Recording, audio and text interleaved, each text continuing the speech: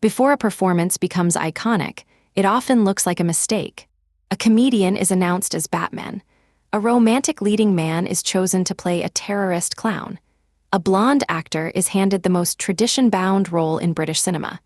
An American is asked to embody a beloved British heroine. The objections arrive before a frame has been filmed, and they all sound strangely reasonable. The actor is too funny, too handsome, too tall, too American, too famous for the wrong thing, too different from the picture already living in the audience's head. Then the film opens, and the argument disappears. These are 7 casting decisions that appeared to violate the character, the franchise, or common sense.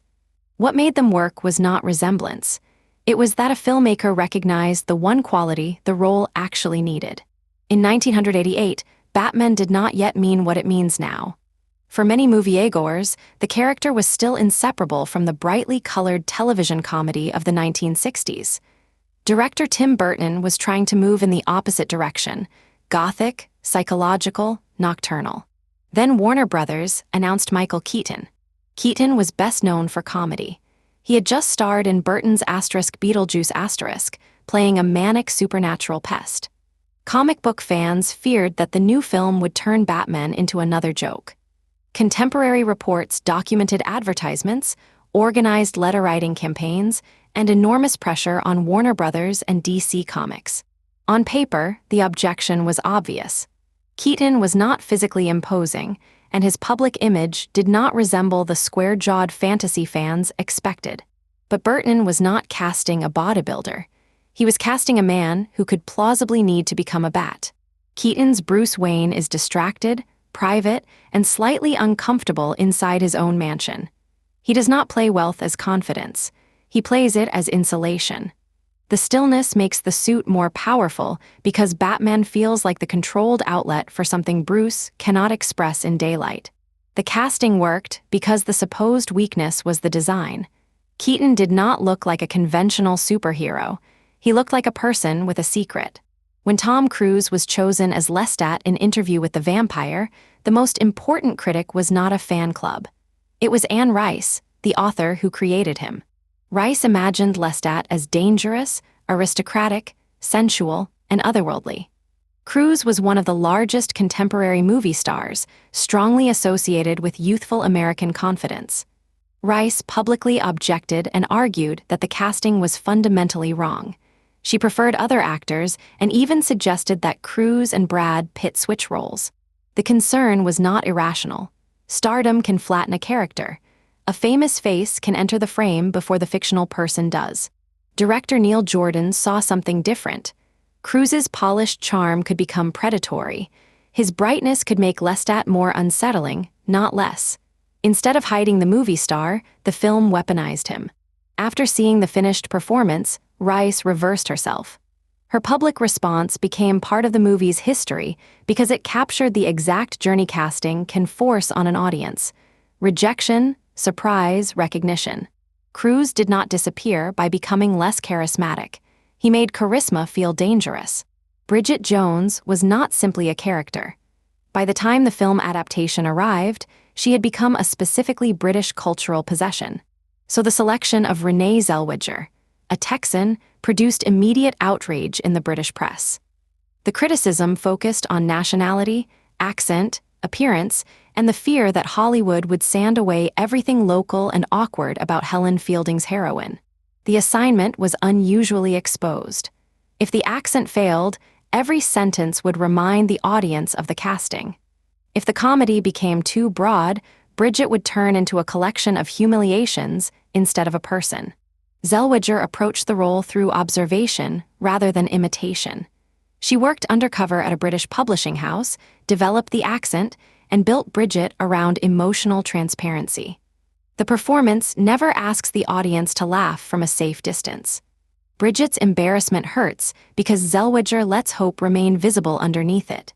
The result earned her an Academy Award nomination and anchored a franchise that continued for decades. The producers did not solve the nationality problem by pretending it did not exist. They solved it by choosing an actor capable of making preparation invisible. Comic book Wolverine is famously compact. Short, broad, feral, and built like a compressed threat. Hugh Jackman was tall, lean, Australian, and nearly unknown to American audiences. He was not even the original choice. Dougray Scott had the role but was forced to withdraw as production delays on ** Mission Impossible 2 * collided with X-Men. Jackman arrived late, with only weeks to prepare. The physical mismatch was impossible to ignore. Even people inside the production initially questioned whether he was too tall, but exact dimensions were never the entire character. Wolverine needed to feel dangerous while making damaged loyalty believable. Jackman could move from threat to tenderness without announcing the transition. His height stopped mattering because he captured the contradiction. A man who insists he belongs nowhere and repeatedly risks himself for other people. That performance became the emotional center of the first film and then the spine of an entire era of superhero cinema. Jackman would return to the role across more than 2 decades. The casting did not reproduce the drawing. It found the conflict inside it. Few characters arrive with a stricter visual contract than James Bond. Tall, dark-haired, elegant, effortless. By 2005, audiences had watched 5 actors refine that image for more than 40 years. Daniel Craig was blonde, rougher around the edges, and known more for intensity than polished charm. The backlash became an early internet spectacle. Websites appeared attacking the choice. Headlines reduced the debate to hair color. Even inside the Bond machine, producer Barbara Broccoli had to push for him.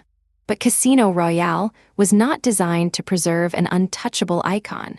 It was designed to show how the icon was built. Craig's Bond bleeds, loses, falls in love, and makes decisions that damage him.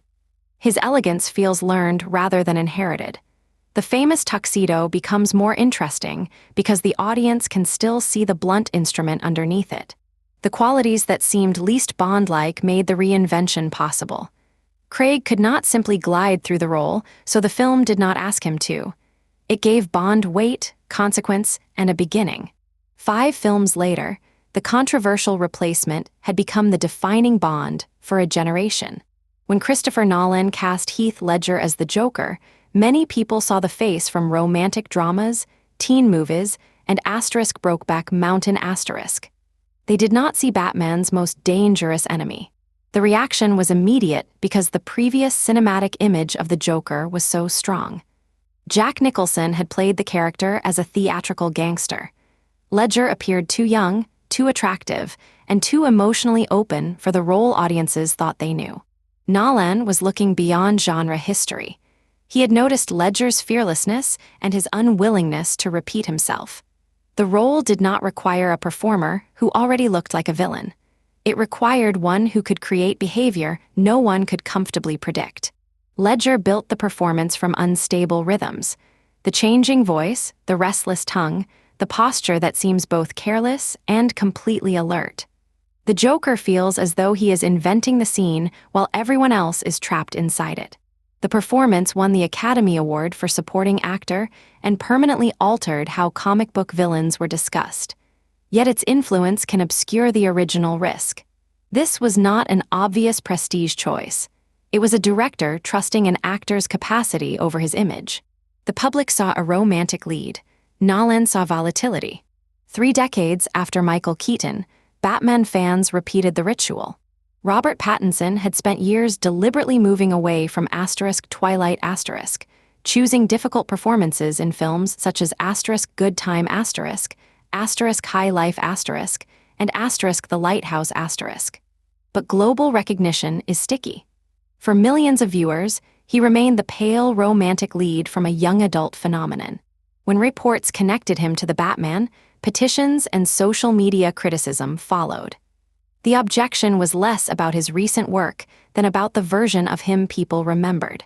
Director Matt Reeves had seen the recent work. His Bruce Wayne was not meant to be a polished public billionaire. He was young, isolated, obsessive, and barely capable of existing outside the mission. Pattinson's reserve and nervous physicality were not obstacles, they were the character. The performance made Batman feel unfinished. He begins the film believing fear is the entire purpose and ends it understanding that a symbol can mean something else. Pattinson does not play the transformation as a speech. He lets it alter the way Batman looks at people. Once again, the casting controversy was built from an old photograph of an actor's career. The filmmaker was casting the person he had become. Casting backlash usually disguises a demand for certainty. Audiences know the finished version of a character, the drawing, the previous actor, the voice they imagined while reading. A casting announcement offers none of the things that make a performance work. There is no lighting, costume, editing, score, scene partner, or dramatic context. There is only a name beside a role. So people compare surfaces. Keaton did not look imposing. Cruise looked too familiar. Zellweger was not British. Jackman was too tall. Craig was too blonde. Ledger was associated with romance. Pattinson was trapped inside an older franchise. The filmmakers were comparing something else. Contradiction, emotional access, rhythm, danger, vulnerability, and the direction an actor's career was moving. Great casting is not always the discovery of the person who already resembles the character. Sometimes it is the recognition that the character has been misunderstood. The audience asks, how can that actor possibly be this person? The filmmaker's answer is the movie. And sometimes the decision everyone wanted reversed becomes the only version anyone can imagine. That is when casting goes off script